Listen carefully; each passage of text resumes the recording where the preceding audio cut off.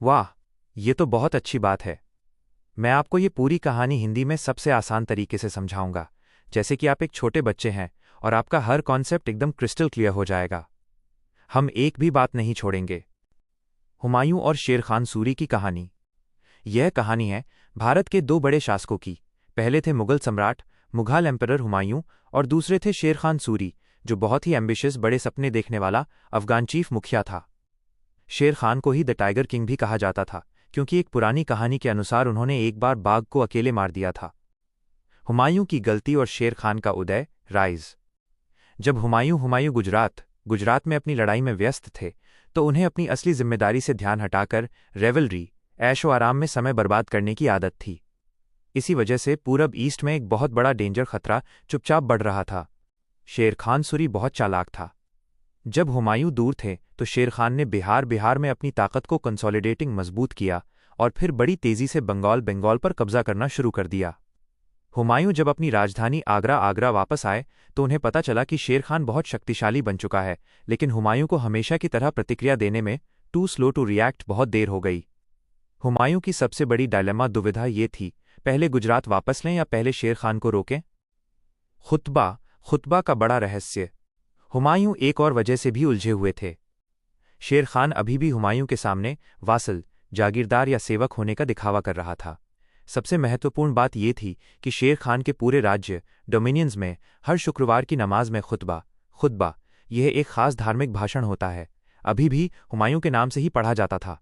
Khutba read in Humayun's name का मतलब होता था कि कानूनी, लीगली और औपचारिक रूप से फॉर्मली हुमायूं ही भारत के असली और सबसे बड़े सम्राट एम्परर हैं और शेर खान सिर्फ उनके नीचे काम करने वाला एक गवर्नर है। यह एक बहुत ही स्मार्ट डिप्लोमैटिक मूव, चतुर चाल थी। आखिरकार हुमायूं को समझ आ गया कि शेर खान केवल नॉमिनल वैसल, नाम का सेवक है, और अब वो एक बड़ा फियरसम ओपोनेंट, भयानक दुश्मन बन जाएगा। हुमायूं जानते थे कि वो अब और देरी नहीं कर सकते। चुनर की गलती। शेर खान को रोकने का फैसला लेने में हुमायूं को पूरा 1 साल लग गया। ये उनकी दूसरी बड़ी गलती थी। जुलाई 1537 में हुमायूं अपनी एक बड़ी सेना, भाइयों अस्कारी और हिंदल और यहां तक कि अपने हरम शाही महिलाएं के साथ नावों के एक बड़े बेड़े फ्लोटिला ऑफ बार्जेस पर सवार होकर गंगा नदी में चले।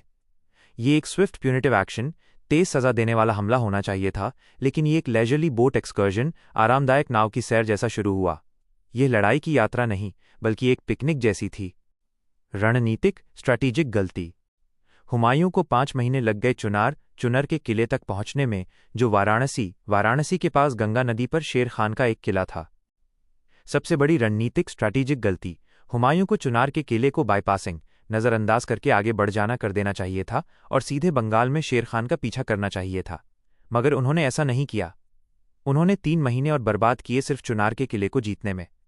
जब उन्होंने अंत में किला जीत लिया तो उन्हें पता चला कि ये प्रेशियस लिटिल यूज बहुत कम काम का है। ये उनके किसी काम नहीं आया। क्योंकि शेर खान तब तक बंगाल को पूरी तरह जीत चुका था। उसने अपने सारे खजाने, ट्रेजर और अपने परिवार को पहले ही एक और ज्यादा सुरक्षित पहाड़ी किले रोहतास फोर्ट, बिहार में भेज दिया था। इस तरह हुमायूं ने अपना कीमती समय और रिसोर्सेज संसाधन एक छोटे खाली किले को जीतने में बर्बाद कर दिए, जबकि असली दुश्मन शेर खान एक पूरा राज्य बंगाल जीतकर और मजबूत हो गया। इस कहानी से हमें ये कॉन्सेप्ट साफ हो जाता है कि आलस्य, लेजीनेस और खराब रणनीति, बैड स्ट्रैटेजी की वजह से हुमायूं ने अपनी जीत का मौका गंवा दिया और शेर खान एक सबसे बड़ा खतरा बनकर सामने आया। क्या आप जानना चाहेंगे कि शेर खान ने अपनी ताकत कैसे बढ़ाई और आगे क्या हुआ?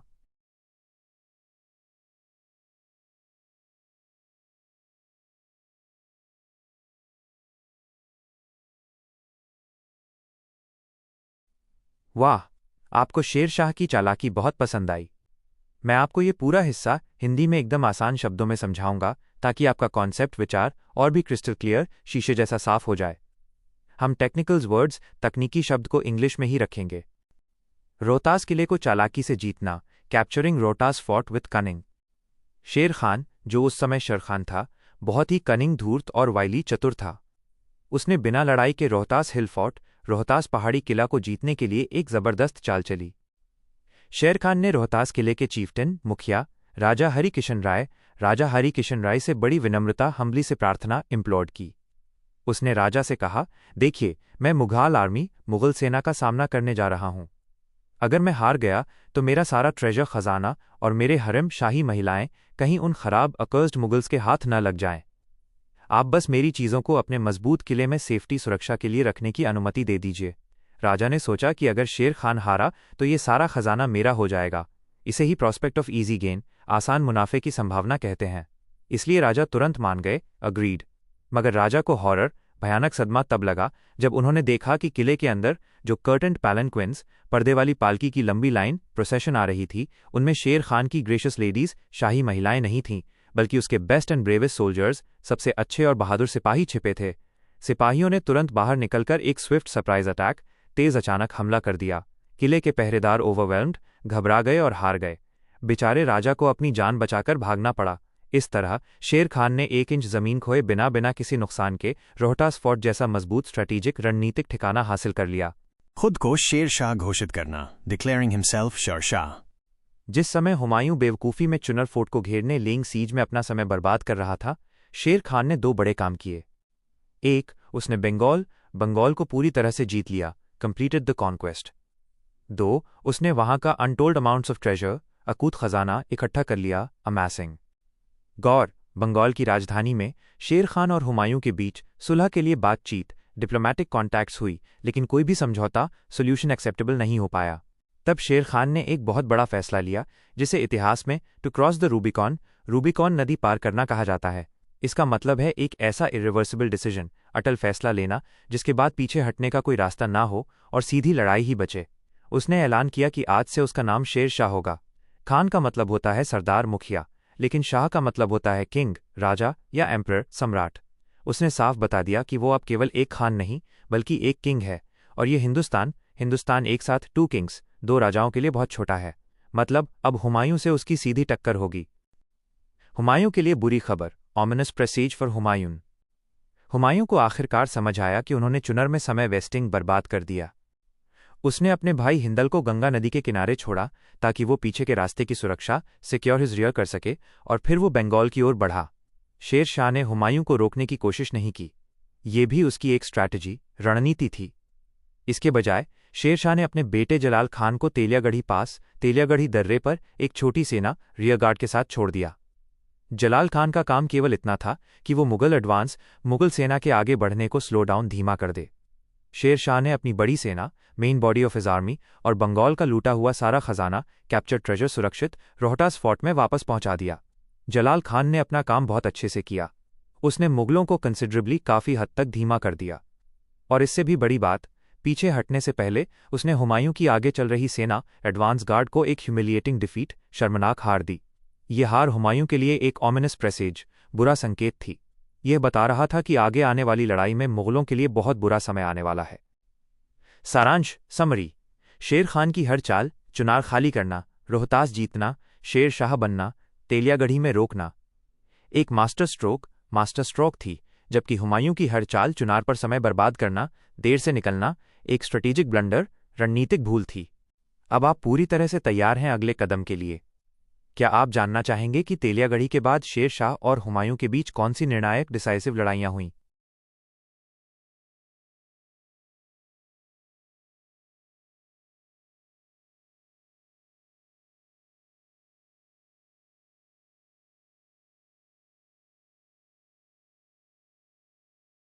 जरूर।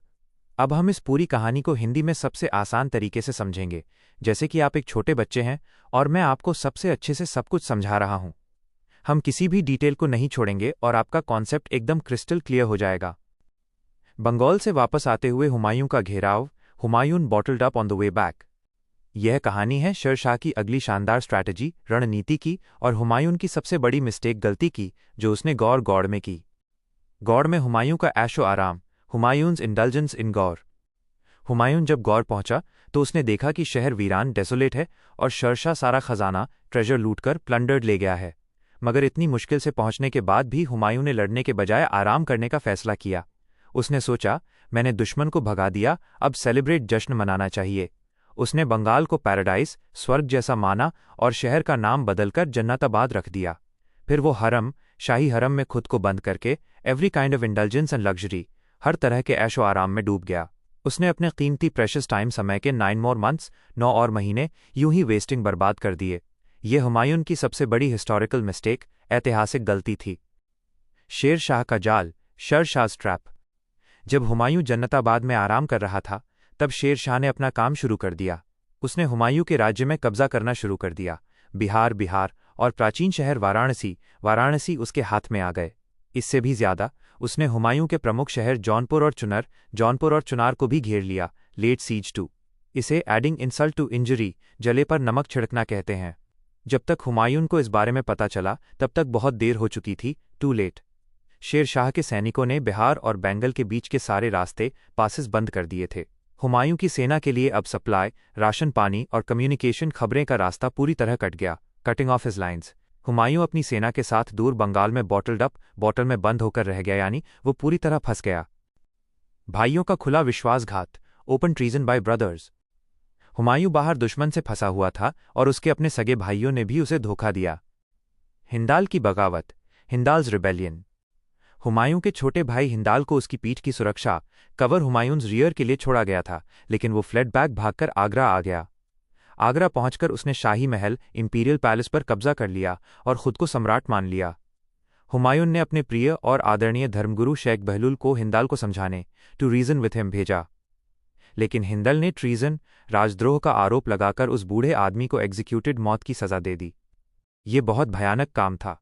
इसके बाद मस्जिदों में खुतबा, धार्मिक भाषण हिंडल के नाम से पढ़ा जाने लगा। इसका मतलब था कि फॉर्मली एंड ऑफिशियली, औपचारिक रूप से, हिंदाल ने अपने भाई हुमायूं के खिलाफ ओपन रिबेलियन, खुली बगावत कर दी थी। कामरान का इंतजार, कामरान्स वल्चर स्ट्रैटेजी। हुमायूं के सबसे बड़े भाई कमरान को लाहौर में जब हुमायूंस प्रेडिकमेंट, हुमायूं की मुश्किल हालत और हिंदल्स रिबेलियन का पता चला, तो वो भी एक बड़ी सेना, well equipped and disciplined army लेकर चला।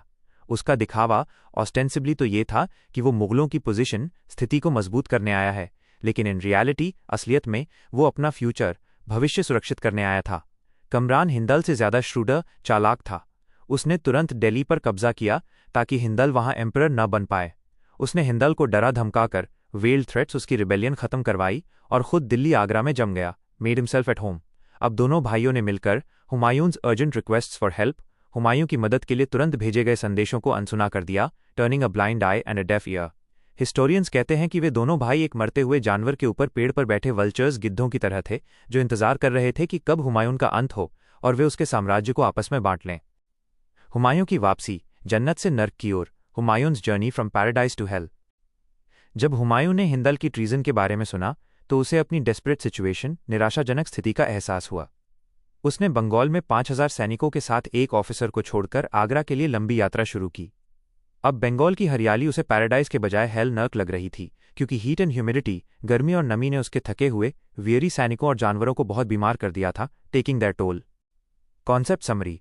हुमायूं की डिले, देरी और इंडल्जेंस, आराम परस्ती ने उसे एक ऐसे जाल में फंसा दिया जहां दुश्मन ने उसके सारे रास्ते काट दिए और उसके अपनों ने उसे धोखा दे दिया। अब वो पूरी तरह से अकेला था।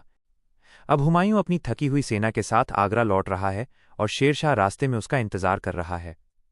क्या आप जानना चाहेंगे कि इन दोनों की अगली और निर्णायक डिसाइसिव लड़ाई कहां हुई?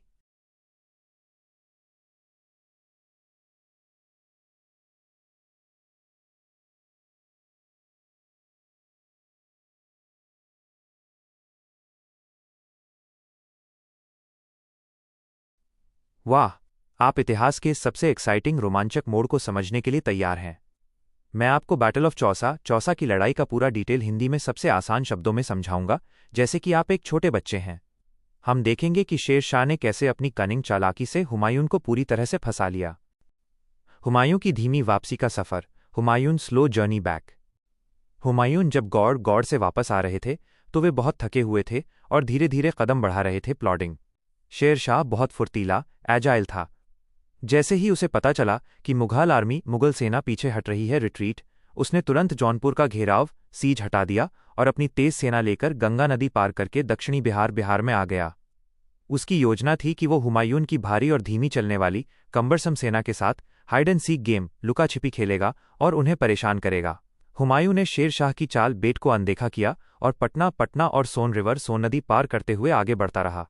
इस पूरे रास्ते में शेरशाह के जासूस स्काउट्स लगातार मुगल सेना का पीछा कॉन्स्टेंटली ट्रेल कर रहे थे और उन्हें थोड़ा बहुत तंग हरास्ट भी करते थे। शेरशाह की समझदारी, शेरशाह's प्रूडेंस। शेरशाह बहुत ही प्रूडेंट एंड लेवल हेडेड, समझदार और शांत दिमाग वाला इंसान था। वो जानता था कि हुमायूं की सेना दिखने में बहुत बड़ी और थियोरेटिकली स्ट्रॉन्गर, सैद्धांतिक रूप से मजबूत है। इसीलिए वो अब तक कोई बड़ी लड़ाई, मेजर बैटल अवॉइडेड टाल रहा था। उसने सोचा, मैंने पूरी जिंदगी इतनी मेहनत की है, मैं एक ही लड़ाई में सब कुछ दांव पर गैम्बल अवे क्यों लगाऊं? सबसे बड़ा मौका। लेकिन जब उसके जासूसों ने उसे बताया कि हुमायूं की सेना अब सिर्फ थकी हुई नहीं, बल्कि बहुत उदास, डिमोरलाइज्ड और सॉरी स्टेट, बुरी हालत में है, तब शेरशाह को लगा कि ये फॉर द किल, खत्म करने का सही समय है। चौसा में रास्ता बंद, passage blocked at Chausa. Humayun जब चौसा नाम की जगह पर पहुंचा तो वो पूरी तरह हैरान, बिविल्डर्ड डिस्मे रह गया। शेरशाह की सेना ने उसका आगे का रास्ता पूरी तरह से रोक दिया था, पैसेज ब्लॉक्ड। हुमायूं के कुछ जनरल्स, सेनापतियों ने कहा कि हमारी सेना दुश्मन से बहुत ज्यादा, ग्रेटली आउटनंबर्ड है और शेरशाह की सेना थकी हुई होगी, हमें इमीडिएटली अटैक, तुरंत हमला कर देना चाहिए। हुमायूं ने फिर से एक बड़ी गलती की। उसने समझदार जनरल्स की बात नहीं मानी, बल्कि कंजर्वेटिव मेजॉरिटी, रूढ़िवादी बहुमत सलाहकारों की बात सुनी, जिन्होंने कहा कि इंतजार करो। हुमायूं का सोचना था कि मुगल सेना का सबसे बड़ा फायदा, स्ट्रेटेजिक एडवांटेज उसका आर्टिलरी तोपखाना है, जो तभी काम आएगा जब दुश्मन हमला करेगा।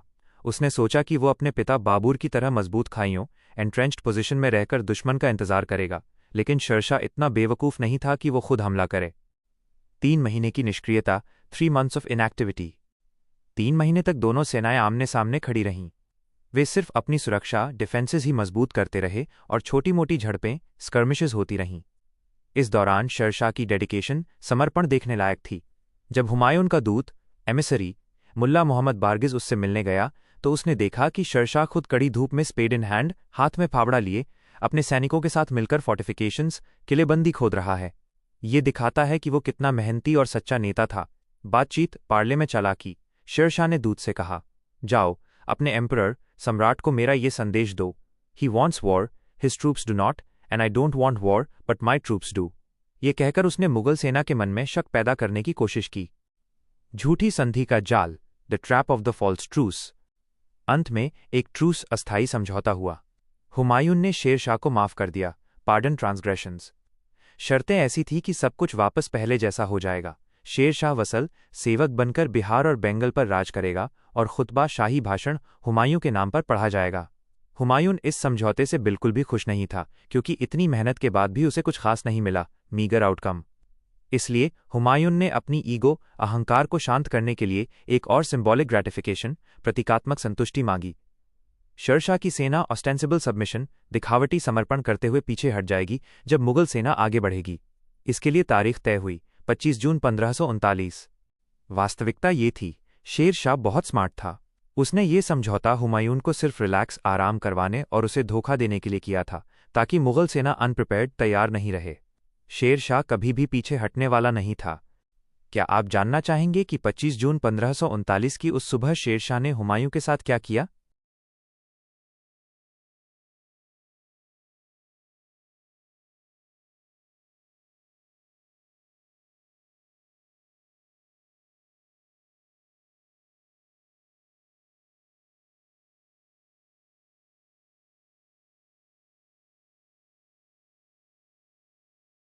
जरूर, आप बहुत अच्छा कर रहे हैं।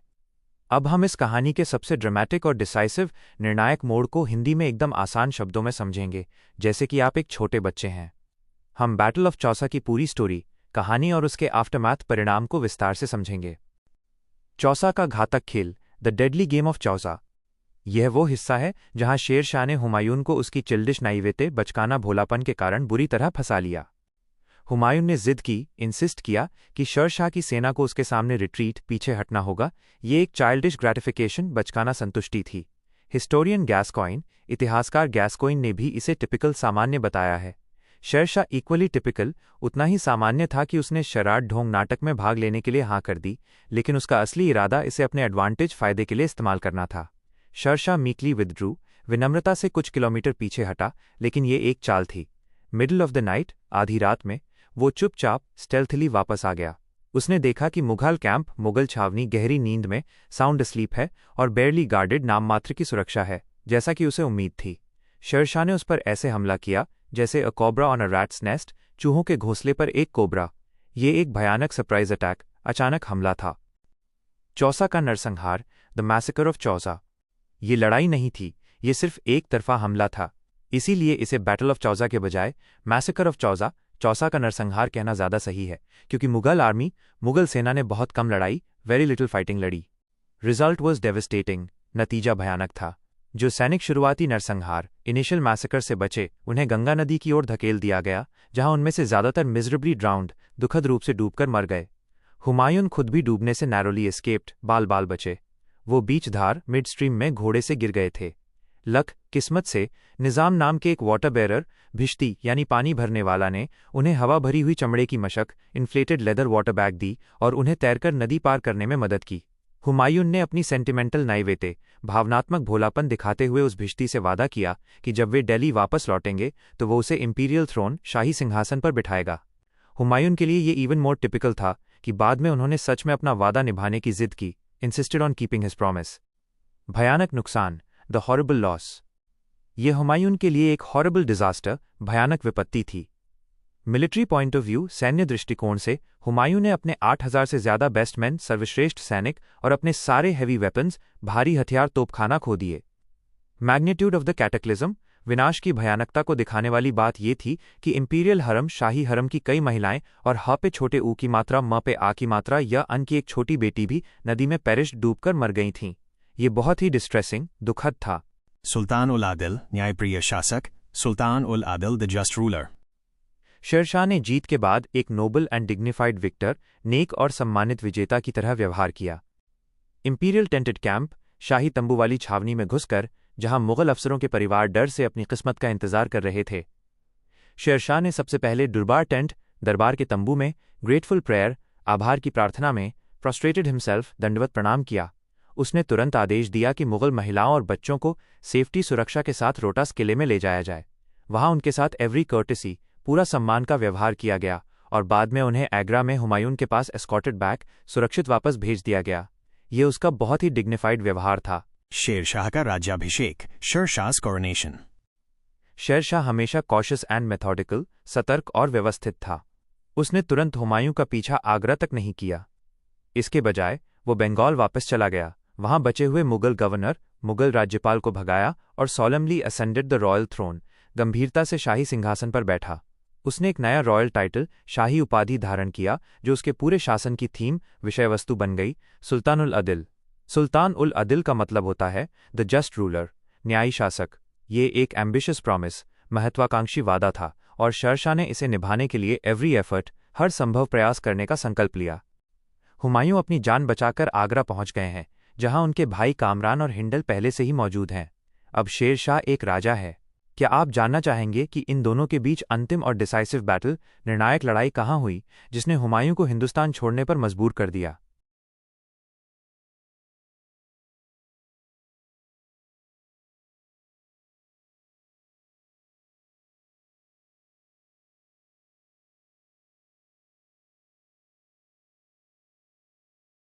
हाँ, जरूर। मैं आपको ये पूरी कहानी हिंदी में बहुत ही सरल तरीके से, एक बच्चे को समझाने वाले अंदाज में समझाता हूँ, ताकि आपके सारे कॉन्सेप्ट्स, विचार, बातें एकदम साफ हो जाएं। हम हर बात को विस्तार से समझेंगे। शेरशाह की तैयारी और हुमायूं की वापसी, शेरशाह's प्रेपरेशन एंड हुमायूं's रिटर्न। देखिए, जब फेस्टिविटीज, जश्न पार्टियां खत्म हो गईं, तो शेरशाह वापस बिहार चले गए। उन्होंने ऐसा इसलिए किया ताकि वो अपने एडमिनिस्ट्रेशन, प्रशासन, सरकार को अच्छे से ऑर्गेनाइज, व्यवस्थित कर सकें और उस पूरे रीजन क्षेत्र पर अपनी होल्ड पकड़ को फर्मली कंसोलिडेट, मजबूती से जमा सकें। इसका मतलब है कि वो बस जीत का जश्न मनाकर संतुष्ट नहीं हुए, वो अपनी शक्ति को परमानेंट, स्थायी बनाना चाहते थे। सब कुछ ठीक करने के बाद वो कामली, शांति से, बिना जल्दबाजी के पश्चिम की ओर आगरा जाने के लिए तैयार हुए। आगरा मुगल एम्पायर, मुगल साम्राज्य की कैपिटल, राजधानी थी, यानी असली सत्ता की जगह। उस समय शेरशाह की उम्र अर्ली 50s, 50 के आसपास थी। उनका एक बहुत पुराना ड्रीम, सपना, जो उन्हें अर्ली प्यूबर्टी, किशोरावस्था की शुरुआत से था, अब पूरा होने वाला था। अकर्स्ड मुगल्स, शापित, नापसंद मुगलों को भारत से बाहर निकाल फेंकना। शेर शाह खुद को भारतीय मानते थे और मुगलों को बाहर से आए हुए हमलावर, इसीलिए वो उन्हें भारत से निकालना चाहते थे। इस कहानी के बाद अगली बड़ी लड़ाई कन्नौज में होने वाली थी, जिसकी तैयारी चल रही थी। दूसरी तरफ हुमायूं जो मुगल बादशाह थे, अपनी पिछली बड़ी हार के बाद किसी तरह लिम्प्ड बैक लंगड़ाते हुए या मुश्किल से आगरा पहुंचे। वहां उन्होंने अपने भाइयों से टीयरफुली रीयूनाइटेड, आंसू बहाते हुए दोबारा मुलाकात की। वह बहुत दुखी और निराश थे। अब उन पर शेरशाह के साथ एक और लड़ाई का ऑमिनस प्रॉस्पेक्ट, खतरनाक डर, लूमिंग लार्ज छाया हुआ था। यह ऐसा समय था जब उन्हें एक दूसरे पर रिवेंज, बदला लेने या रेक्रिमिनेशंस, दोष लगाने में समय बर्बाद नहीं करना चाहिए था। उन्हें बस दुश्मन का सामना करने की तैयारी करनी थी। भाइयों में फूट और हुमायूं की जिद, disunity among brothers and Humayun stubbornness. लेकिन हुमायूं के भाइयों में एक बहुत बड़ी समस्या थी। वे इस बात पर सहमत नहीं हो पाए कि सबसे अच्छी कोर्स ऑफ एक्शन, कार्ययोजना, रणनीति क्या होगी। कमरान कामरा, जो उनका भाई था और बहुत शक्तिशाली भी था, वो परिवार का इफेक्टिव लीडरशिप, असली नेतृत्व लेना चाहता था।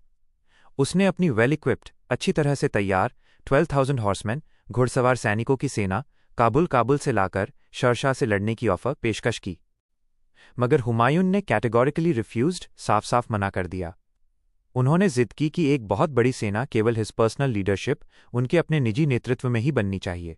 उन्होंने कहा, I want to have my revenge, मुझे अपना बदला खुद लेना है, और वो इस पर जोर देते रहे। ये नाइवेते नासमझी नहीं थी, बल्कि उनकी पॉलिटिकल क्लेवरनेस, राजनीतिक समझदारी थी। वो ये बात अच्छी तरह जानते थे कि अगर कमरान अकेले जीत गए तो वो हुमायूं के थ्रोन, सिंहासन के लिए शेरशाह जितने ही डेंजरस, खतरनाक बन जाएंगे।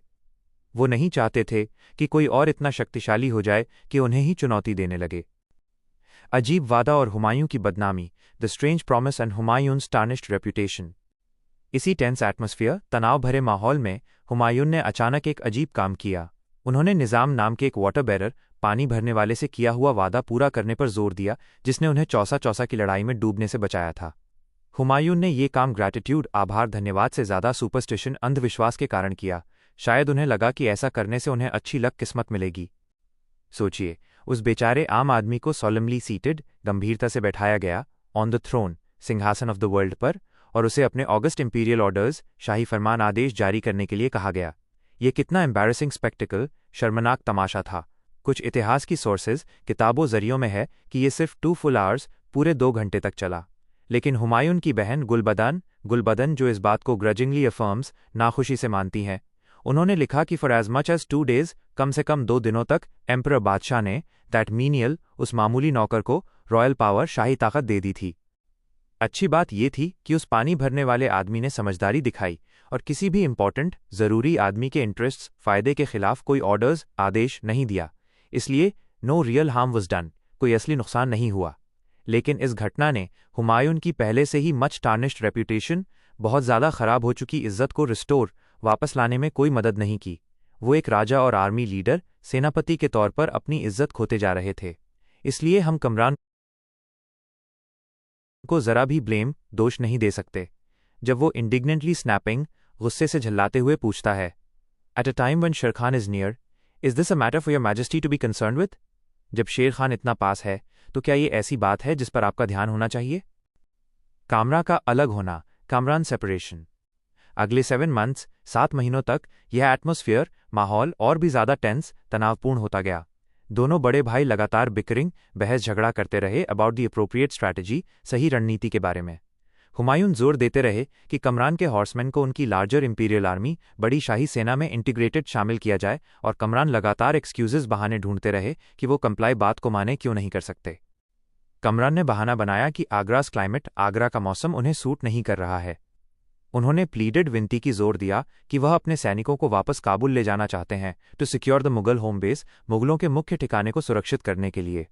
हुमायूं ने उन्हें जाने देने से मना कर दिया। लेकिन जब कमरान अचानक सीरियसली इल, बहुत बीमार पड़ गए, तो उन्हें सस्पेक्टिंग शक हुआ कि हुमायूंस ऑर्डर, हुमायूं के आदेश पर किसी ने उन्हें पॉइजन, जहर देने की कोशिश की है। ये सोचते ही उन्होंने मेड अप हिज माइंड, पक्का फैसला कर लिया। वो बीमार होते हुए भी मोस्ट ऑफ हिज मैन, अपने ज्यादातर सैनिकों के साथ लाहौर लौट गए। इस तरह जब शेरशाह का सामना करने का समय आया तो हुमायूं अपने बाकी 2 भाइयों, हिंदाल और अस्कारी के साथ ऑन देयर ओन अकेले रह गए। कमरान की ताकतवर सेना उनके साथ नहीं थी। ये मुगलों की हार का एक बहुत बड़ा कारण बना। आपके कॉन्सेप्ट्स अब एकदम क्रिस्टल क्लियर, शीशे की तरह साफ हो गए होंगे। क्या आप अब बैटल ऑफ कन्नौज की लड़ाई के बारे में जानना चाहेंगे?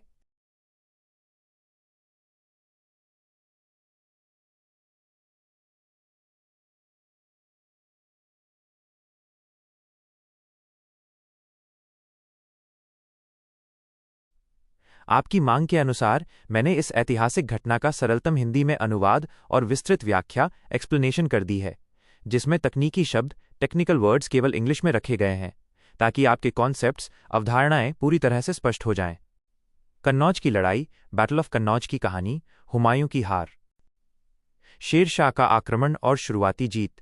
उस समय शेरशाह बिना किसी हड़बड़ी के पर एक खतरनाक अंदाज ऑमिनसली में गंगा नदी के किनारे किनारे पश्चिम की ओर बढ़ रहा था।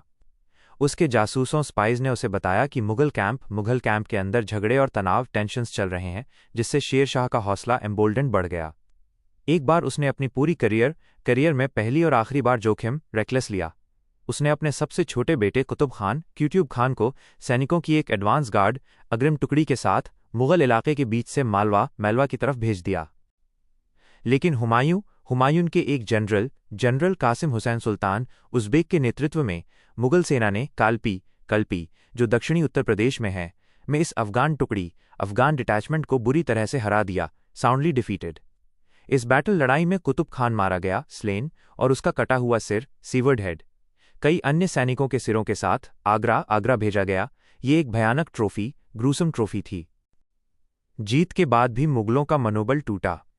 गौरतलब है कि इतनी शानदार जीत, स्पेक्टैकुलर विक्ट्री के बावजूद भी हुमायूं के कैंप में उत्साह स्पिरिट्स लगभग न के बराबर बढ़ा।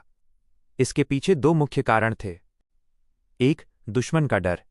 सैनिक अभी भी उस दुश्मन शेरशाह के खिलाफ थे जिसे पहले कभी हराया नहीं गया था, हिदरटू इनविंसिबल एनिमी, और उन्हें पता था कि वो अब अपने बेटे की मौत का बदला रिवेंज लेने के लिए पूरी तरह तैयार होगा। 2, सेना की कमजोरी। हालांकि पूरे साम्राज्य से हजारों नए सैनिक ट्रूप्स आगरा आ रहे थे, पर वे सभी अप्रशिक्षित, अनट्रेन्ड और खराब नेतृत्व इल-लेड वाले नए भर्ती ग्रीन रिक्रूट्स थे। वे चौसा की लड़ाई में मारे गए अनुभवी मुगल वेटरन्स की जगह बिल्कुल नहीं ले सकते थे। इसलिए हुमायूं और उसके दो छोटे भाई एक बड़ी और अच्छी तरह से lace, large and well equipped सेना के साथ, पर जो अत्यधिक हतोत्साहित, डीपली डिमोरलाइज्ड और डरी हुई फ्राइटेंड थी, दुश्मन का सामना करने के लिए पूर्व की ओर चले। कन्नौज में इंतजार और सेना का विघटन। लगभग 1 महीने तक दोनों सेनाएं गंगा नदी के पास कन्नौज शहर में, जो आगरा से 210 किलोमीटर पूर्व में है, एक दूसरे के आमने सामने डटी रहीं। हुमायूं के लिए ये महीना दिमाग को थकाने वाला नर्व रैकिंग रहा होगा, क्योंकि रोजाना बड़ी संख्या में डिजर्शंस, सेना छोड़कर भागना हो रहे थे, जो आने वाली निश्चित आपदा, इनेविटेबल डिजास्टर का संकेत दे रहे थे। लेकिन शेरशाह ने हमला नहीं किया, डिड नॉट मूव। वो चुपचाप सही समय का इंतजार, बाइडिंग हिज टाइम करता रहा और एक खतरनाक चुप्पी, ऑमिनस साइलेंस के साथ देखता रहा कि कैसे विशाल मुगल सेना, ग्रेट मुगल आर्मी, उसकी आंखों के सामने टूटती, डिसइंटीग्रेटेड जा रही थी। मौसम का धोखा और निर्णायक हमला। अंत में उस साल की समय से पहले आए मॉनसून बरसात ने हुमायूं के कष्टों मिजरी को खत्म किया। तारीख: सोमवार 17 मई 1540, दोपहर का समय। स्थिति: अचानक हुई भारी बारिश, अनएक्सपेक्टेड हैवी रेन्स ने शाही कैंप में पानी भर दिया, फ्लडिंग। मुगल सैनिक ऊंची जमीन, हायर ग्राउंड पर जाने के लिए अपनी जगह बदल मैनूवरिंग रहे थे। Final attack. ठीक इसी कमजोर पल में शेरशाह ने अचानक हमला कर दिया, सडनली अटैक्ड।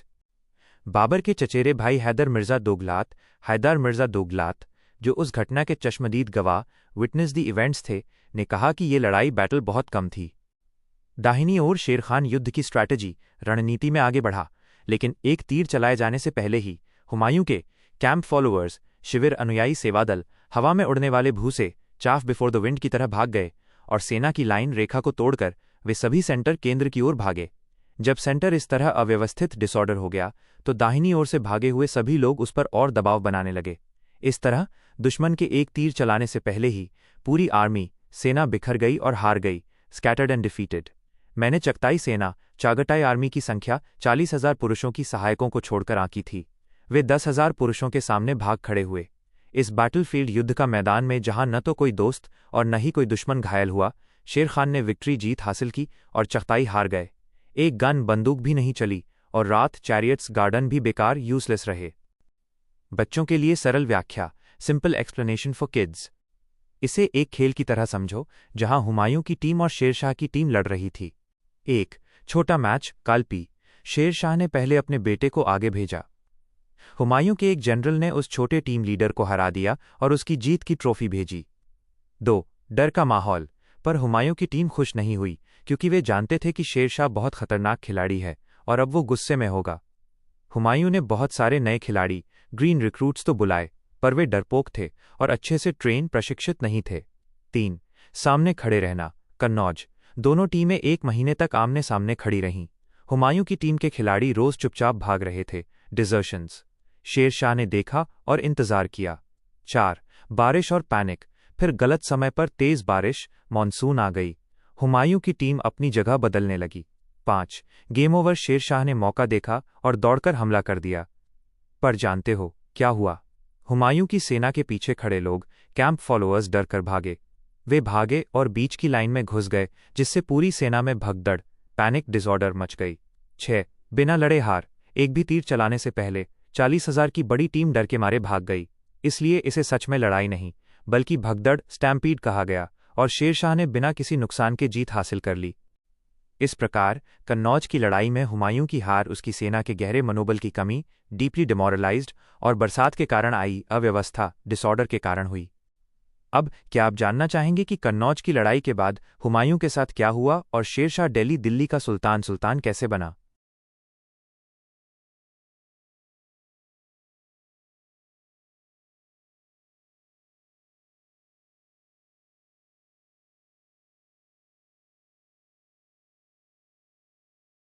ये बहुत अच्छा है।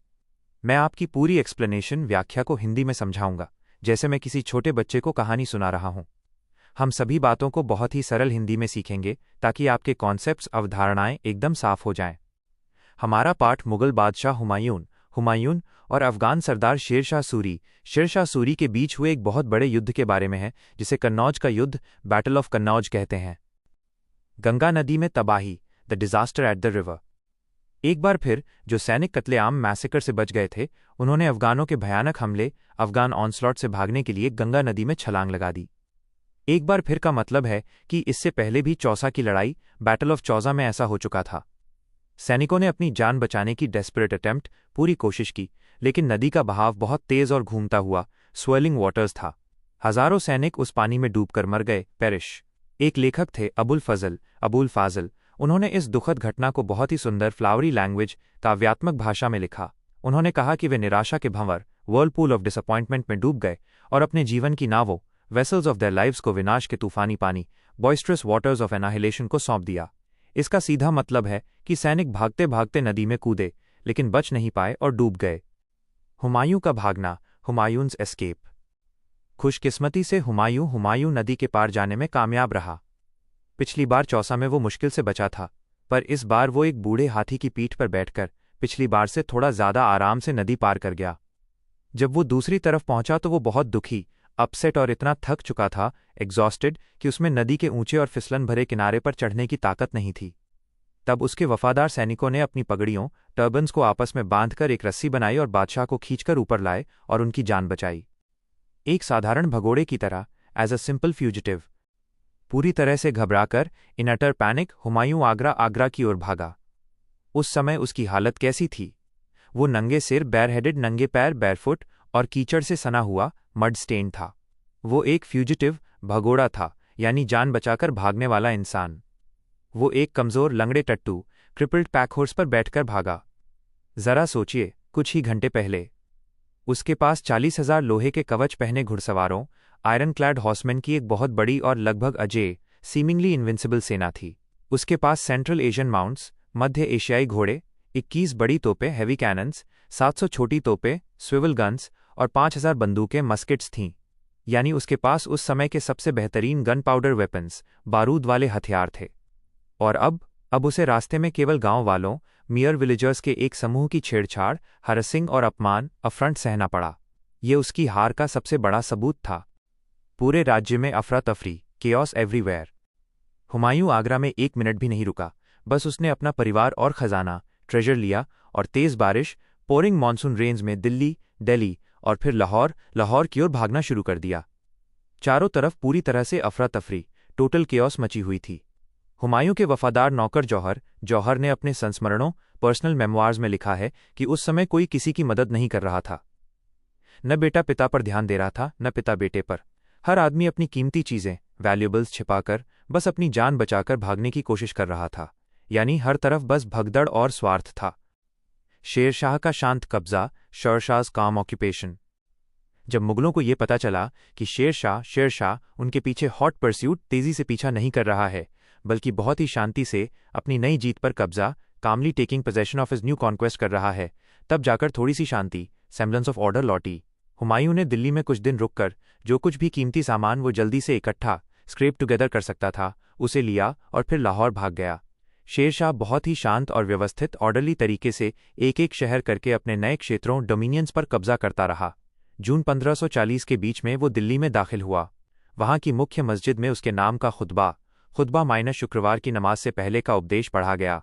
किसी शासक के नाम पर खुतबा पढ़ना ये दिखाता है कि वो अब उस देश का ऑफिशियल, रिकग्नाइज्ड सॉवरेन, आधिकारिक मान्यता प्राप्त सम्राट बन गया है। इस तरह घमंडी, एरोगेंट और गलतियां करने वाले बंगलिंग मुगलों का तथाकथित सो कॉल्ड साम्राज्य खत्म हो गया और एक नए दौर, न्यू एरा की शुरुआत हुई, जिसे सूर साम्राज्य, स्वर एम्पायर कहते हैं। आपके कॉन्सेप्ट्स अब एकदम क्रिस्टल क्लियर हो जाने चाहिए। यह इतिहास का एक बहुत बड़ा बदलाव था। क्या आप जानना चाहेंगे कि शेरशाह सूरी ने भारत में कौन कौन से अद्भुत काम किए जिनकी वजह से उन्हें महान शासक कहा जाता है?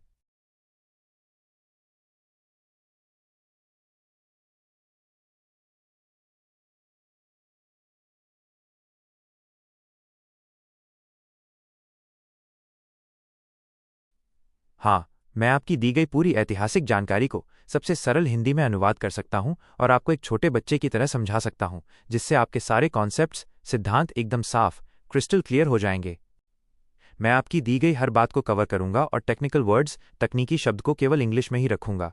हुमायूं की लाहौर यात्रा और निराशा, Humayun's journey to Lahore and despair.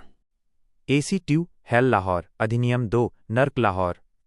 यह हमारी कहानी का दूसरा बड़ा हिस्सा है और लाहौर शहर में एम्परर, सम्राट हुमायूं के लिए स्थिति बहुत ही खराब थी, इसलिए इसे नर्क कहा गया है। ये अर्ली जुलाई 1540, जुलाई 1540 की शुरुआत की बात है, जब हुमायूं अपने रेटिन्यू साथियों के समूह के साथ लाहौर पहुंचे। लाहौर उन्हें थोड़ी बहुत और कुछ समय के लिए प्रोविजनल सेफ्टी, अस्थायी सुरक्षा दे रहा था। हुमायूं को राजा बने हुए, अपने पिता बाबुर्स थ्रोन, बाबर के सिंहासन पर बैठे हुए केवल 9.5 साल ही हुए थे, लेकिन अब वो होमलेस फ्यूजिटिव, बेघर भगोड़ा बन चुके थे। इसका मतलब है कि उन्होंने अपना पूरा राज्य खो दिया था और दुश्मन से जान बचाकर भाग रहे थे। जैसे पिछले साल 1539 में चौसा की हार के बाद हुआ था, वैसे ही इस बार भी चारों भाई हुमायूं, कामरान, हिंदाल और अस्करी एक साथ मिले और टीयरफुल एम्ब्रेस, आंसुओं से भरे गले मिले। इसका मतलब है कि वे अभी भी परिवार की तरह महसूस कर रहे थे। उन्होंने बहुत सारी मैनफुल वर्ड्स, मर्दाना बातें की, ब्लडी रिवेंज, खूनी बदला लेने की कसम खाई और सोलम ओथ्स, गंभीर शपथ लीं। उन्होंने बड़े बड़े वादे किए, लेकिन दुख की बात यह है कि पिछली बार की तरह इस बार भी कुछ नहीं हुआ, नथिंग हैपेंड। ये दिखाता है कि हुमायूं और उनके भाई सिर्फ बातों के शेर थे, काम करने के लिए उनमें एकता और हिम्मत नहीं थी। बेकार की बहस और भाइयों की फूट, futile bickering and brotherly discord. अगले 5 महीने 5 more months यानी जुलाई से दिसंबर 1540 तक का समय बेकार की फ्यूटाइल बिकरिंग, व्यर्थ की नोक झोंक या बहस में बर्बाद हो गए। वे इस बात पर लड़ रहे थे कि अब क्या करें। हर भाई का अपना अलग प्लान, योजना था जो एक दूसरे को पसंद नहीं आ रहा था। 1. कामरान ने सुझाव दिया कि सभी रॉयल फैमिलीज, शाही परिवारों को सुरक्षित जगह काबुल जिस पर कामरान का राज था, ले जाया जाए और फिर वो वहां से और सैनिक रीइंफोर्समेंट्स लेकर पंजाब, लाहौर के आसपास का इलाका की रक्षा के लिए वापस आएगा। 2. हिंदाल की योजना ये थी कि वे सिंध के रास्ते से पहले गुजरात को जीत लें और फिर वहां से मुख्य भारत, हिंदुस्तान पर हमला करें। 3. कुछ जनरल्स, सेनापतियों ने सुझाव दिया कि वे उत्तर नॉर्थ की ओर जाएं और कश्मीर को जीत लें, लेकिन इन ऑल्टरनेटिव्स, विकल्पों में से कोई भी उन्हें आइडियल, सर्वोत्तम नहीं लगा। वे किसी भी एक योजना पर राजी नहीं हो पाए। इतिहासकार अबुल फजल ने इस बात को बहुत ही अच्छे ढंग से कहा है कि उन्होंने did not bind the girdle of sincerity on the waist of resolve. संकल्प की कमर पर ईमानदारी का पट्टा नहीं बांधा। इसका सीधा सा मतलब है कि वे डिटरमाइंड, दृढ़ निश्चयी नहीं थे और सिंसियर, ईमानदार नहीं थे। उनके पास सिर्फ बातें थीं, काम करने का सच्चा मन नहीं था। असली कारण कामरान का लालच, द रियल रीजन कामरान्स ग्रीड। उनकी असहमति का मुख्य कारण मिलिट्री स्ट्रैटेजी, सैन्य रणनीति से ज्यादा राइवलरी, दुश्मनी या प्रतिद्वंद्विता थी। ये दुश्मनी हुमायूं और कामरान दोनों बड़े भाइयों के बीच थी, जो अनस्पोकन अनकही थी, पर पैटेंटली ऑब्वियस एकदम स्पष्ट थी। असली समस्या कामरान था। Kamran had no intention of sharing his own inheritance, Kabul and the Punjab with anyone. Kamran का अपनी विरासत यानी काबुल और पंजाब को किसी के साथ भी साझा करने का कोई इरादा नहीं था। कामरान बहुत लालची और स्वार्थी था। वो अपनी जमीन किसी को नहीं देना चाहता था, खासकर अपने बड़े भाई हुमायूं को, जो उसका नॉमिनल ओवरलॉर्ड, नाम मात्र का राजा था। हुमायूं राजा था, लेकिन कामरान उसे राजा नहीं मानता था और उसकी बात नहीं सुनता था। कामरान को डर था कि अगर हुमायूं काबुल आया तो वो वहीं रुक जाएगा और कामरान से उसका राज्य छीन लेगा। शेर शाह का हमला और हुमायूं का रोना, शेरशाह's अटैक एंड हुमायूंस क्राई। अचानक उनकी ये इंटरनल स्क्वॉबलिंग, आपसी कलह या लड़ाई बंद हो गई। क्यों? क्योंकि उन्हें एक बैड न्यूज़, बुरी खबर मिली। उनका सबसे बड़ा दुश्मन शेर शाह सूरी, अपनी सेना के साथ सरहिंद नामक शहर तक पहुंच गया था। सरहिंद का दूसरा नाम सारी हिंद था, जिसका मतलब होता है फ्रंटियर ऑफ हिंदुस्तान, हिंदुस्तान की सीमा। ये शहर सतलज नदी के पास था। इसका मतलब था कि दुश्मन अब उनके बहुत नज़दीक आ गया था। डरकर हुमायूं ने एमिसरी दूत भेजकर शेर शाह से प्लीडिंग फॉर पीस, शांति की भीख मांगी। हुमायूं का संदेश बहुत ही डेस्परेट, हताश था। मैंने आपको पूरा हिंदुस्तान छोड़ दिया है। अब आप लाहौर को अकेला छोड़ दें और सरहिंद को हमारे बीच की बॉर्डर सीमा मान लें। इस ऑफर प्रस्ताव से पता चलता है कि हुमायूं कितना हार चुका था। शेर शाह ने बहुत ही कर्टली रिप्लाइड, रूखेपन से जवाब दिया, मैंने तुम्हारे लिए काबुल छोड़ दिया है, तुम वहीं जाओ। शेर शाह ने हुमायूं की मांग को सीधे ठुकरा दिया। उसका मतलब था कि हुमायूं को अब भारत छोड़ देना चाहिए, क्योंकि शेर शाह उसे राजा मानता ही नहीं था। कामरान का अंतिम विश्वासघात, कामरान्स फाइनल बिट्रेयल। शेर शाह ने जहां जाने को कहा, काबुल, वो the one place on earth Humayun could not possibly go to, धरती पर एकमात्र ऐसी जगह थी जहां हुमायूं बिल्कुल नहीं जा सकता था। कारण वही था, जैसा हमने ऊपर पढ़ा, Kamran had no intention of sharing Kabul with his brother. Kamran Kabul को अपने भाई के साथ साझा करने का कोई इरादा नहीं रखता था।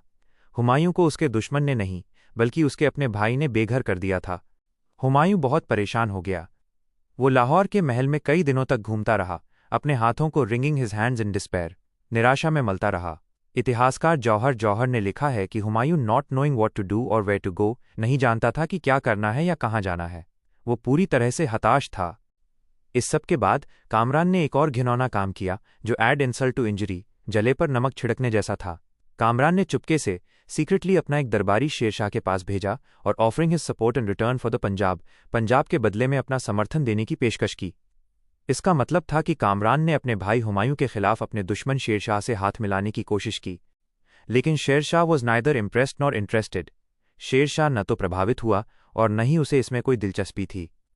शेरशाह जानता था कि उसे किसी की सपोर्ट मदद की जरूरत नहीं है, खासकर एक मुगल की। शेरशाह सभी मुगलों को भारत से बाहर निकालना चाहता था, इसलिए उसने कामरान की बिट्रेल, विश्वासघात वाली पेशकश को ठुकरा दिया। ये कामरान के लिए एक बड़ी रिजेक्शन, अस्वीकृति थी। निष्कर्ष, कंक्लूजन, यह हिस्सा दिखाता है कि हुमायूं को उसकी डिफीट, हार, उसके दुश्मन शेर शाह से तो मिली ही, लेकिन वो कंप्लीटली शैटर्ड, पूरी तरह से टूट गया, अपने भाइयों की सेल्फिशनेस, स्वार्थ और लैक ऑफ यूनिटी, एकता की कमी के कारण हुआ। उसकी सबसे बड़ी ट्रेजेडी, दुखद घटना ये थी कि वो अपने घर काबुल में भी नहीं जा सका। Would you like me to explain the next part of this historical text, or would you like to know more details about Sher Shah Suri and his rule? क्या आप चाहते हैं कि मैं इस ऐतिहासिक पाठ के अगले भाग की व्याख्या करूं, या क्या आप शेर शाह सूरी और उसके शासन के बारे में अधिक जानकारी जानना चाहेंगे?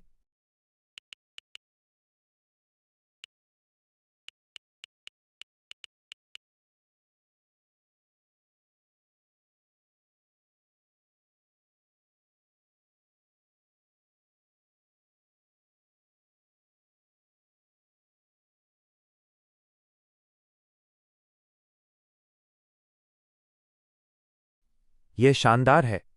अब मैं आपको ये पूरी कहानी सरल हिंदी में समझाऊंगा, जैसे आप एक छोटे बच्चे हैं, ताकि आपके सारे कॉन्सेप्ट्स, धारणाएं एकदम क्रिस्टल क्लियर, स्पष्ट हो जाएं। हम हर बात को गहराई से समझेंगे और कोई भी चीज़ नहीं छोड़ेंगे। हम केवल तकनीकी शब्दों, जैसे जगहों के नाम या राजाओं के नाम को ही इंग्लिश में लिखेंगे। हुमायूं की भाग दौड़ की कहानी। 1. डर का माहौल और भागना, द ग्रेट एस्केप। देखिए, एक बहुत ही पावरफुल ताकतवर दुश्मन राजा था जिसका नाम था शेरशाह सूरी। उसकी बहुत बड़ी सेना थी। जब ये शेरशाह लाहौर शहर की तरफ डरावने तरीके से आ रहा था, एडवांसिंग ऑमिनसली, तो मुगल प्रिंसेस, मुगल राजकुमार और उनके बड़े जनरल्स, सेनापति डर के मारे ऐसे भागे जैसे जंगल में खरगोश भागते हैं, रैन लाइक रैबिट्स। हमारे एम्परर बादशाह हुमायूं थे, और उनकी एक बुरी आदत थी, वो जल्दी डिसाइड निर्णय नहीं कर पाते थे, could not make up his mind. वो समझ नहीं पा रहे थे कि कहाँ भागकर जान बचाई जाए। 2 भाइयों में झगड़ा, द क्वारल। पहले हुमायूं ने सोचा कि वो बदख्शान चले जाते हैं। ये वो प्रोविंस इलाका था जहां वो छोटे थे, तब उनके पिता बाबर के राज में गवर्नर सूबेदार रह चुके थे। लेकिन उनके सौतेले भाई कामरान ने इस बात पर मना कर दिया, वांटेड नन ऑफ दैट। क्यों? क्योंकि बदख्शान जाने का रास्ता काबुल से होकर जाता था, और काबुल पर कामरा का राज था। कामरा नहीं चाहते थे कि हुमायूं उनके इलाके में आकर रुकें, क्योंकि उन्हें डर था कि कहीं भाई उनकी सत्ता न छीन लें। 3 सिंध का नया plan, the new plan for Sindh. पीछे से शेरशाह का सबसे खतरनाक जनरल, सेनापति, जिसका नाम था खवास खान, उनकी गर्दन पर सांस ले रहा था, ब्रीदिंग डाउन देयर नेक्स, मतलब वो बिल्कुल पास आ गया था। तब उनके एक और भाई हिंदाल ने एक नया प्लान योजना दिया। ये तय हुआ कि वे साउथवर्ड्स, दक्षिण दिशा में सिंध इलाके की तरफ भागेंगे, और वहां से, अगर भगवान ने चाहा, गॉड विलिंग, तो ताकत जमा करके गुजरात पर हमला करके उसे वापस जीत लेंगे, इन्वेड गुजरात। 4 फूट और गद्दारी, द ग्रेट बिट्रेयल। लेकिन भाइयों के बीच ये जो नया सॉलिडारिटी, एकजुटता आई थी, ये बस कुछ ही देर की थी, शॉर्ट लिव्ड। लाहौर से लगभग 220 किलोमीटर दूर, झेलम नदी के पास, खुशाब नाम की जगह पर, वे एक डिफाइल तंग रास्ते से गुजर रहे थे। वहां से पहले कौन गुजरेगा, इस बात पर भाइयों में जोरदार गुस्सा वाला झगड़ा, एंग्री क्वारल ओवर प्रेसिडेंस हो गया। इस झगड़े के बाद कामरा ने अच्छा बनने का नाटक, कीप अप अपीयरेंसेस करना छोड़ दिया। कामरान और उनके भाई अस्करी ने हुमायूं को वहीं छोड़ दिया और अपनी राह काबुल की तरफ पकड़ ली। अब सिर्फ हुमायूं और हिंदाल बचे। उन्होंने इंडस रिवर, सिंधु नदी के किनारे अपनी मुश्किल भरी यात्रा, आर्जुअस जर्नी जारी रखी। रास्ते में बलूची कबीले के लोग लगातार उन्हें तंग कर रहे थे और उन पर हमला कर रहे थे, constantly harassed by hostile. 5 Sindh पहुंचना और मदद मांगना, अराइवल एट सिंध। लंबी और थका देने वाली यात्रा के बाद 26 जनवरी 1541 को वे आखिरकार नॉर्दर्न सिंध, उत्तरी सिंध में रोहड़ी शहर के सामने भक्कुर नाम के बड़े फोर्ट्रेस किले पर पहुंचे, जिसे बाद में सुक्कुर कहा गया। यह किला राजधानी ठट्टा से लगभग 420 किलोमीटर उत्तर में था। हुमायूं ने वहां के रूलर शासक शाह हुसैन मिर्जा के पास अपने दूतों एनवॉयस को मदद असिस्टेंस मांगने के लिए भेजा। शाह हुसैन मिर्जा कौन था? 1 वो हुमायूं का दूर का रिश्तेदार, डिस्टेंट रिलेटिव था। 2 नाम के लिए वो हुमायूं का वासल, जागीरदार, अधीन राजा था, नॉमिनली हिज वासल, यानी उसे हुमायूं की बात माननी चाहिए थी। 3 मगर असली में वो एक इंडिपेंडेंट किंग, आज़ाद राजा था। 4 वो मुगलों से जरा भी प्यार नहीं करता था, little love lost for the Mughals. इसका कारण यह था कि हुमायूं के पिता बाबर ने शाह हुसैन मिर्जा के पिता को कंधार से भगा दिया था, आउस्टेड हिज फादर। 5 वो बहुत स्मार्ट, होशियार था। वो जानता था कि अगर उसने हुमायूं की मदद की तो वो सबसे बड़े दुश्मन शेरशाह को नाराज ऑफेंड कर देगा। इसलिए शाह हुसैन मिर्जा ने क्या किया? उसने जानबूझकर देर से आने वाले और टालमटोल वाले वादे, deliberately belated and evasive promises किए। इसका मतलब है कि वो बस झूठ बोलता रहा और हुमायूं को इंतजार करवाता रहा, केप्ट हुमायूं वेटिंग। 6 घेराबंदी और असफलता, द सीज एंड फेलियर। जब इंतजार करने से कोई फायदा नहीं हुआ तो हुमायूं ने सोचा कि वो अपनी बात मनवाने की ताकत, बार्गेनिंग पोजीशन बढ़ाने के लिए थोड़ा हमला करके डराता है। इसलिए उसने भक्कुर के किले को चारों तरफ से घेर लिया और उस पर सीज, घेराबंदी कर दी। साथ ही उसने हिंदाल को इंडस सिंधु नदी के किनारे दक्षिण में शाह हुसैन मिर्जा के दूसरे किले सेवान पर कब्जा करने के लिए भेज दिया। लेकिन जैसा कि उम्मीद थी, predictably, both attempts failed miserably, दोनों प्रयास बुरी तरह से विफल हो गए। यह फेलियर, असफलता इसलिए हुई क्योंकि हुमायूं के पास पूरी ताकत और साधन नहीं थे। 7 वापस मिलना, द रीयूनियन। जब भुक्कुर भक्कुर की ये घेराबंदी 6 मंथ्स 6 महीने तक चली और कुछ नहीं हुआ विदाउट एनी इफेक्ट, तो हुमायूं को हिंदाल की हरकतों पर शक होने लगा। ग्रू सस्पिशियस ऑफ हिंदाल्स मूवमेंट्स। उन्हें लगा कि कहीं हिंदल उन्हें छोड़कर न चला जाए। इसलिए हुमायूं ने घेराबंदी छोड़ दी और खुद साउथ दक्षिण की तरफ हिंदाल से मिलने के लिए गए। वे दोनों पाट नाम के एक छोटे से गांव हैमलेट, जो रोहड़ी से लगभग 150 किलोमीटर दक्षिण में था, में फिर से मिले, रीयूनाइटेड। आपने जो जानकारी दी थी उसका हर शब्द यहाँ पूरी गहराई और सरलता से समझा दिया गया है। आपकी सभी धारणाएं, कॉन्सेप्ट्स अब स्पष्ट होनी चाहिए। अब आपकी कहानी में आगे क्या हुआ? क्या आप जानना चाहेंगे कि पाट में फिर से मिलने के बाद हुमायूं और हिंदाल कहाँ गए?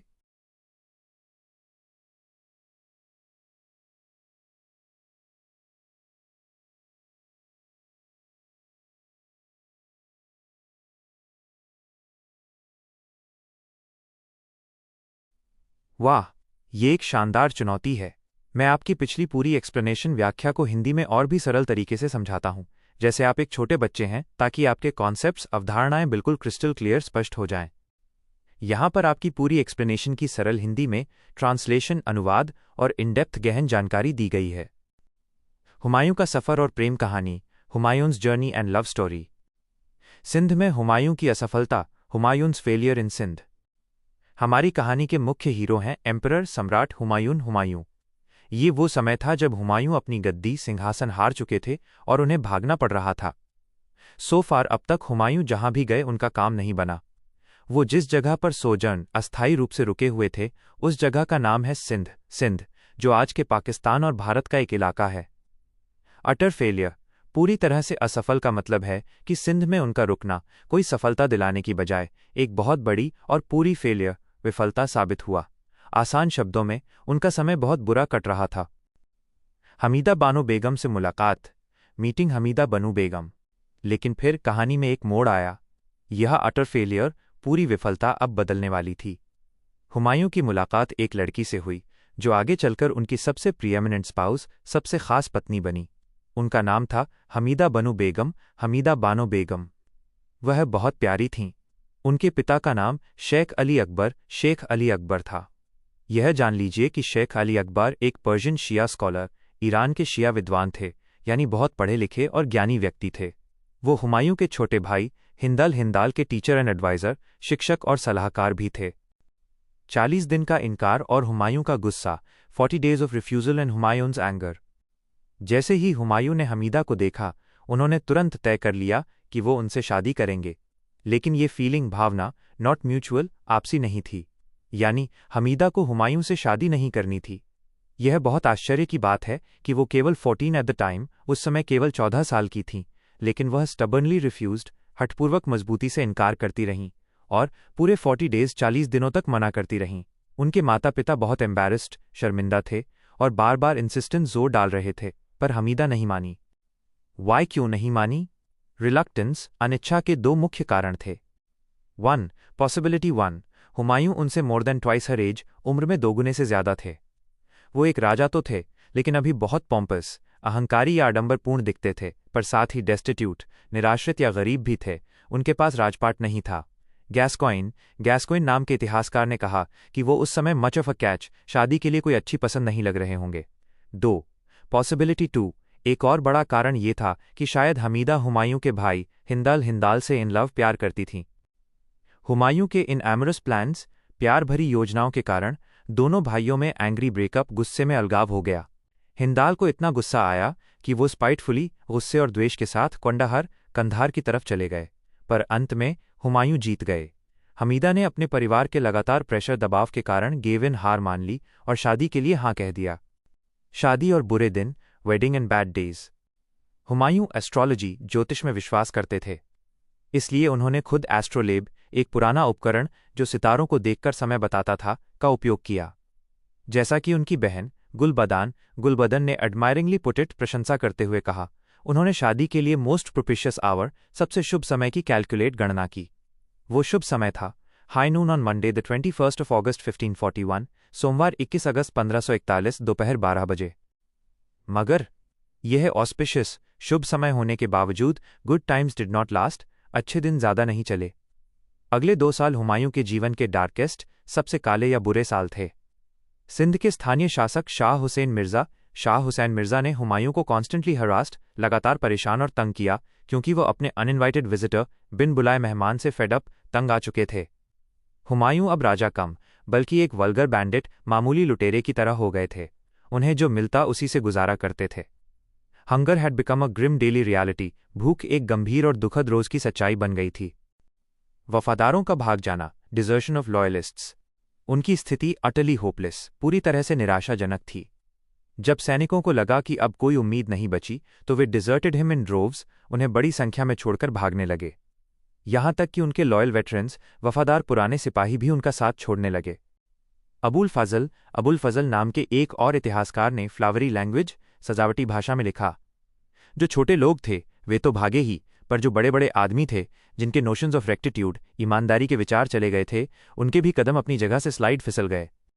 जौहर, जो हुमायूं के सेवक थे, उन्होंने एक पर्टिकुलरली एम्बैरेसिंग इंसिडेंट, खास तौर पर शर्मनाक घटना बताई।